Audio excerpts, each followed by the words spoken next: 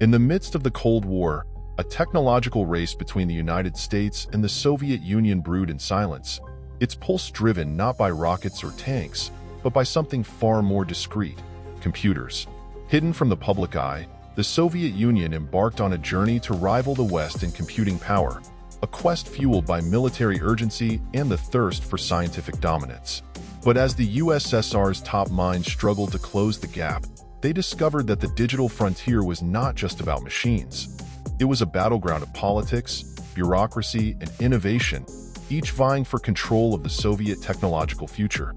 What began as an effort to build the world's most powerful computing machines soon revealed the intricate and often tragic dance between ambition and limitation, setting the stage for one of the most captivating and untold stories of the Cold War. This explainer video explains you why the Soviet computer failed. The Soviet Union's awakening to Western computing capabilities began in 1948 with the announcement of ENIAC, the first electronic general-purpose computer. While the Soviets had limited understanding of how ENIAC operated, they quickly grasped its implications for military and scientific progress. This realization spurred the Soviet government to invest in developing its own computing technologies, driven by a sense of urgency to compete on the global stage. In the early years, the Soviet military relied heavily on young women known as calculator girls. These skilled individuals performed complex calculations by hand for various critical applications, including nuclear weapons research. This reliance on manual calculations highlighted an urgent need for mechanization, revealing a significant technological gap compared to the U.S. military, which was transitioning to computer-assisted tasks. The establishment of the Institute of Precision Mechanics and Computer Technology, ITMVT, in 1948 marked a pivotal moment in Soviet computing. However, the early focus on mechanical and analog devices limited progress. Influential figures like General Nikolai Bruvich underestimated the feasibility of electronic computers, leading to institutional inertia that stifled innovation and delayed the development of more advanced computing technologies. The creation of the Malaya Elektronosketnaya Mashina, MESM, by Sergei Lebedev signified a breakthrough in Soviet computing. This machine showcased the potential of electronic computation, successfully tackling complex calculations that were previously unmanageable with manual methods. Its ability to solve a critical artillery calculation problem in just 2.5 hours illustrated the substantial advantages of mechanical computation, influencing subsequent developments in the field. The competition between ITMVT's BSM, Bolsha Elektronaya Sketnaya Mashina, and the SKB 245 Strela exemplified the internal challenges within the Soviet computing landscape. Although the BSM-1 boasted superior processing capabilities of 8 to 10 kiloflops, political dynamics favored the less capable Strela, which achieved only about 2 kiloflops. This preference for Strela, potentially due to its appealing design, illustrates how political influence could overshadow technical merit in decision-making processes. The Ministry of Machine and Instrument Engineering's refusal to supply necessary components, such as cathode ray tubes for the BSM-1, severely hampered its development. This lack of cooperation among ministries highlighted the fragmentation of efforts and the detrimental effects of bureaucratic politics on technological advancement. The subsequent adoption of inferior mercury storage tubes ultimately limited the BSM-1's performance. Introduced in 1951, the BSM-1 was remarkable for its speed and capabilities at the time. However, it struggled with complex computations, particularly those necessary for fission development. This limitation underscores the broader challenges faced by Soviet computing, which hindered significant advancements in critical areas such as nuclear technology. The Soviet Union's request for improved computing solutions underscores the inadequacy of its technological capabilities. While the BSM-1 was initially competitive, it quickly became outdated as new demands in scientific computing emerged. By 1959, the value of Soviet computer production reached $59 million, a substantial figure, but it paled in comparison to the US, which boasted a staggering $1 billion in computer production. This disparity illustrates how the Soviet system, with its focus on meeting quotas, failed to cultivate a culture of innovation and competitiveness in technology. The manufacturing gap was further highlighted in 1964, when the U.S. produced 1.36 billion semiconductor pieces, while the Soviet Union managed only 200 million. This difference not only reflects a lag in technology, but also in manufacturing capabilities, significantly impacting the Soviet Union's ability to advance technologically. While there was some demand for computers from the military, it was insufficient to drive a broader technological revolution. In contrast, the automation of industries in the West, such as steel manufacturing, generated significant commercial demand for computers. Companies like General Motors in the U.S. effectively utilized computers for production scheduling and inventory management, leading to enhanced efficiency and profitability. The Soviet quota system, however, often prioritized meeting production targets over quality or innovation. For instance, a steel factory might focus solely on producing a set amount of steel, neglecting advancements in production technology that could enhance efficiency or improve product quality. The systemic lack of properly trained personnel critically hindered the Soviet computing industry. The case of the Penza computer and analytical machine plant is telling. They requested 50 experts but received only 7. This shortage of expertise meant that even if computers were manufactured, they could not be effectively utilized. The absence of training and support systems left many users unable to harness the full potential of the computers at their disposal, resulting in underutilization. For instance, a factory that acquired a new computer might find it idle or inefficient. The shift from vacuum tubes to transistors marked a monumental leap in computing technology. Transistors were smaller, more reliable, and energy efficient, enabling the development of computers that evolved from being purely scientific tools to becoming essential industrial assets. The IBM 1401, often dubbed the Model T of computers, revolutionized business computing. While the Soviet Union made attempts to develop its second-generation computers, such as the Ural series, these efforts were frequently undermined by the same systemic issues that hindered earlier developments. The Ural series aimed to compete with Western technologies, but was produced in an environment where bureaucratic inefficiencies and a lack of competitive market dynamics stifled true innovation. The BSM-6, introduced in 1967, marked a significant milestone in the Soviet computing landscape.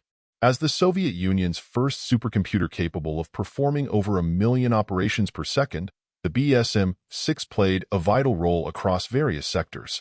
It was extensively utilized in scientific research, defense, and other critical areas, facilitating complex calculations in physics and engineering. This capability underscored its importance in advancing the Soviet scientific community's potential.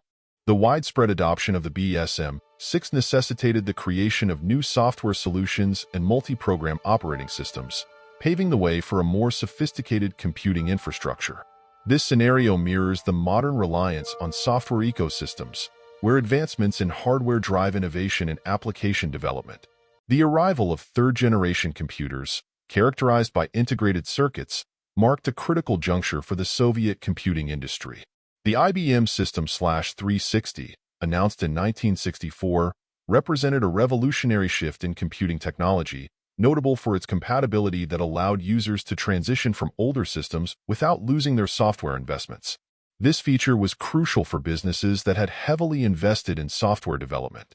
Despite its earlier achievements with the BSM-6, the Soviet Union struggled to keep pace with this technological leap. Critiques from publications like Izvestia and Pravda highlighted the fragmented nature of the Soviet computing industry, underscoring the need for a centralized and unified approach to computing. In response to the widening computing gap, the Soviet government initiated the Единая Система project, Unified System, through Resolution 1180/420 in 1967. This ambitious project aimed to create a series of unified third-generation computers that would be compatible with existing software, specifically the IBM 360. The intention behind this compatibility was to facilitate a smoother transition for Soviet industries reliant on previously developed software.